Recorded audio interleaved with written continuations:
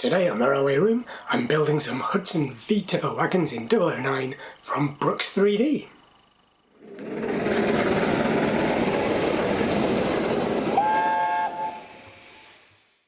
Hello friends and welcome back to the Railway Room. So yes, today I'm going to be making up some Hudson V Tipper Wagons in 009 using kits by Brooks 3D.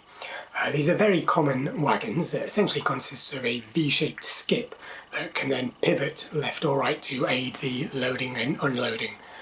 They're very common, loads of different railways use them, of different varieties, and it could also be found in quarries, mines, the War Department had loads, and there's plenty in preservation as well. So they're very, very useful wagons to have. The kits that I'm making are 3D prints from Brooks 3D. They're very reasonably priced. They come in a pack of 3 and they include all the wheels and the couplings. They are of the ones made by Hudson of Leeds, which are probably the most common ones that you'll find in the UK at least. A number of different manufacturers actually make their own V-Tipper wagons, such as Ornstein and Koppel, Decoville, various other European and British manufacturers as well. And so these are going to be very useful kits. I'm looking forward to getting these made up. So let's crack on with it, shall we? Okay, so let's have a look at what we get. So as with most of these Brooks kits, they come in this little poly bag. Let's open it up and have a look. So there's a second bag inside, and we've got in here a whole bunch of couplings, and there seems to be something else in there as well. So yeah, you've got in there's a spare brake wheels and a spare whatever exactly this part is called. And in here, these are, so it comes in a pack of 3, so we've got 3 of each. So there's your basic chassis. And the wheels already fitted, and they are metal wheels. Looks like a plastic axle, but metal wheels there should help with the running quality nicely. And 3 of these, the actual skip part. So these should be very easy to put together. They should just nip on like that. And if we look on the side here, there's a little extra little locating look on the bottom there. And there's a little indent in the middle of there where they should just slip into position. And they will move a little bit, but I think it's probably going to be best to glue these into position. Generally, I think it's you're unlikely to want to actually operate them. I mean, potentially you can add some kind of magnetic thing or something, but if the train's moving, they're going to be up like this. But you can glue it into any position if you want a static wagon as well. Okay, so I was wondering what this weird little semicircular thing is. I've just noticed we've got an NEM bucket there, and well, you've got the NEM plug there and a pocket on this side. So this will actually just slide into the NEM on the socket there, and then that will extend it. And again, you've got your new socket on that side. So that will go something like that. So presumably this little hole on the end here is where your brake lever is going to go in order to make this one a brake wagon. I'll go and give these a quick spray over the prime, and then we can see the detail even better. So the priming really does help to pull all the rivet detail and things on that. It's very nice. So even if the priming isn't actually strictly necessary, just for the sake of the video, it's good to be able to show you just how nicely designed and printed these are. So one thing I have discovered is that with this one, where I've put the brake extension piece into the NEM pocket, it's actually quite tricky to get it back out without risking damaging anything. So I'm just going to leave that one in, and that's going to have a brake extension now. It probably is going to be possible to get it back out if I really wanted to, but I don't think it's worth taking the risk, and I'm quite happy to have one with a brake extension, so it's all good. So the next thing I'm going to do is I'm just going to paint these chassis up in a matte black. What I'll do is what I've started doing with this one is I'll just paint it half at a time, so I can loosely hold one half, paint this half, and then leave that to dry, and once this is dry, then hold this half and paint the other half. And whilst that half's drying, just move on to the next one. So that's all I'm going to do now, is just quickly paint over these in the matte black.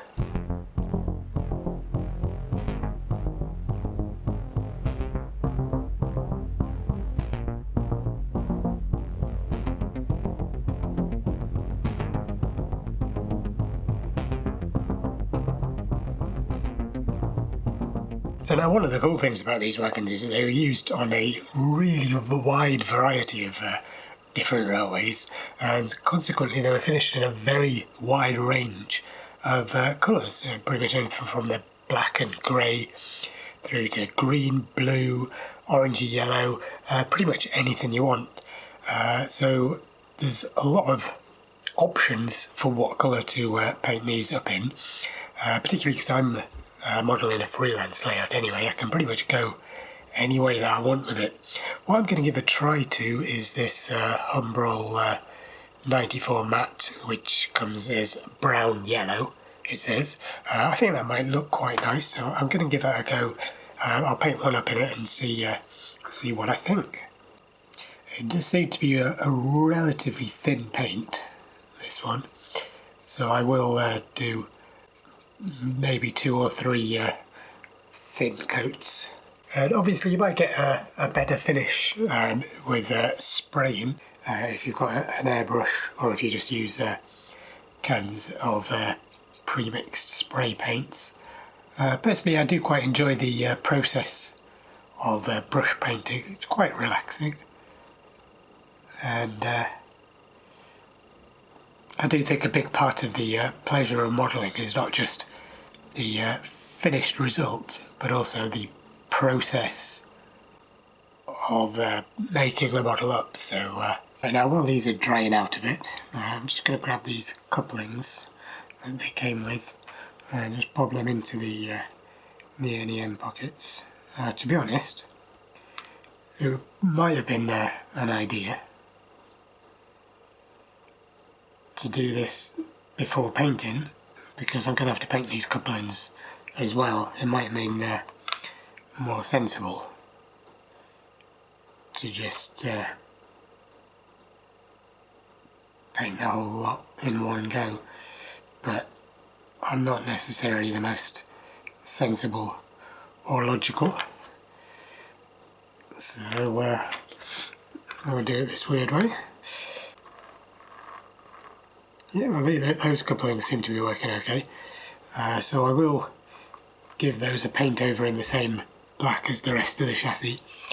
But whilst I'm at it, I've got the little brake wheel there, so I'm just going to glue that into position so I can paint that up as well. So just going to get a little bob of glue on the end, the little hole there. Whoop. Doing that up. And then hopefully this is going to just slide in and be able to go upright. Yeah, very nice. And very helpfully there are 2 spares of these brake wheels included as well as a full set of spare couplings. They're in there. So if you do manage to break or damage anything when they're coming in. Now I see that the second set of couplings are of the different type. So I don't know if you can see the hook sections are the same. On the other end, the hoops, you've got the big square ones, and then there's these little tiny ones that presumably are going to couple that bit closer. So what I think I'm going to try and see how it goes is I'll put the big one on one end, ready for connecting to either the loco or other wagons, and then I'll just use these little ones in the middle. Yeah, let's see how that goes.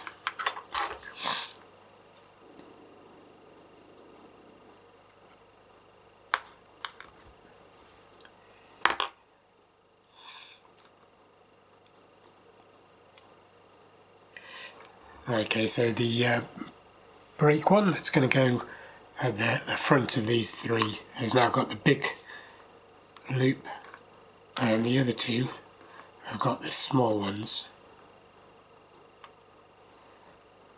And they can still get around a pretty tight corner, so I think that's looking pretty decent. So yeah, next I'll just paint up all the extra black bits.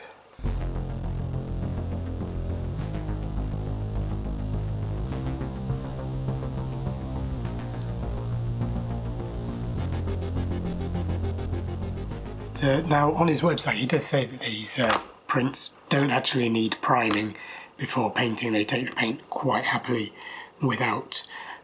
So you can see that as well. The chassis here, they were not primed, and they've taken the black paint really well. And I just primed the bodies just to help show off the detail before painted. But to be honest, I think you're quite good just painting them straight up without the primer. So whilst I am modelling this as a preserved fleet, so they are not going to be in a completely beat up condition. The idea is that this is part of an active P-way train, so they're also not going to be super smart ex-works condition. So I'm going to do a little bit of light weathering. The first thing I'm going to do is a black wash, so I've just got a very watered down black paint that I'm going to slather all over it, and then use a cloth to wipe it off as quickly as I can, pretty much. In a black wash like this is that if, like me, you've done brush painting rather than airbrush and the cover is maybe not quite as smooth as you might like, the black wash will help just blend it all together and hide the paintbrush strokes a bit. There we go, that's looking a lot more well used. I don't want to overdo anything, but I do want to add a little bit of extra something. So I'm going to try out some of this weathering powder. This one is a rust red. It's one made by Revel, this one. I'm just going to get a little bit of dampness on my brush. I'm pretty new to weathering pigments like this, so if I'm not doing this right, I apologise. I'm just kind of making it up as I go along. So just getting a bit of wet on the brush, dipping it in the pigment, and then lightly brushing this along some of the sides of the frames and the axle boxes, and along the top here. And as I said before, this is modelling a preservation era wagon, so they're not going to let their rolling stock disintegrate into too bad a condition. So I do want to make sure that I don't overdo this. Just a little bit of subtle colouring and tinting, just to kind of hint at a little something, so it's a wagon that is getting some actual use and isn't just a museum display piece. and then I'll just do something similar and pick out some little bits.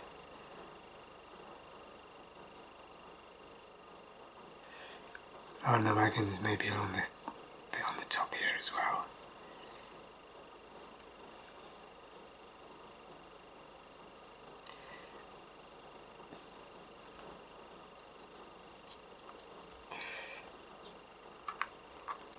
Okay, so I think I'm pretty happy with the way these have come out really. The only thing left to do is to put everything together. Now, to be honest, you can even just rest these into position like that and they will stay just quite happily. There's not even a need to put it together, and that will then let you have the ability to change the angle should you so wish. To be honest, I'm not sure if I'm going to do that or if I'm just going to glue it into position.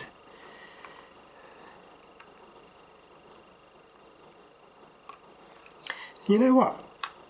I was planning to glue these into place, but with the extra friction from the glue, that holds together quite nicely.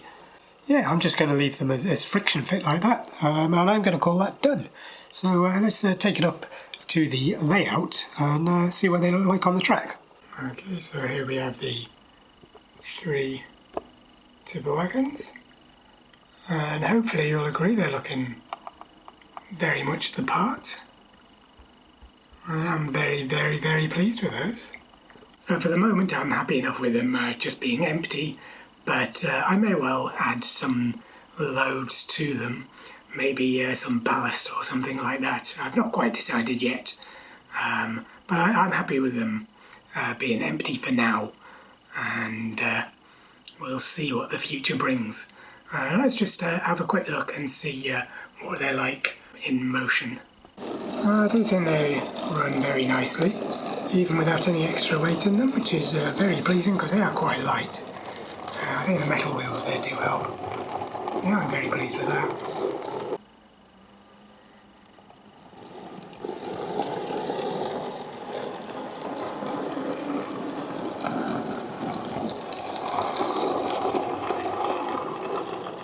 So there we have it then, that's the Hudson V Tipper Wagons in 009 from Brooks 3D. I hope you'll agree with me, these are very nice kits, very nicely priced as well, an absolute doddle to put together, and very, very useful for a wide variety of different lines. So as such I have no hesitation in giving these a big recommendation. So hopefully you found this video useful or interesting. If you have, you know, the usual comment, like, subscribe and all of that. And I'll see you again next time, and thank you very much for watching.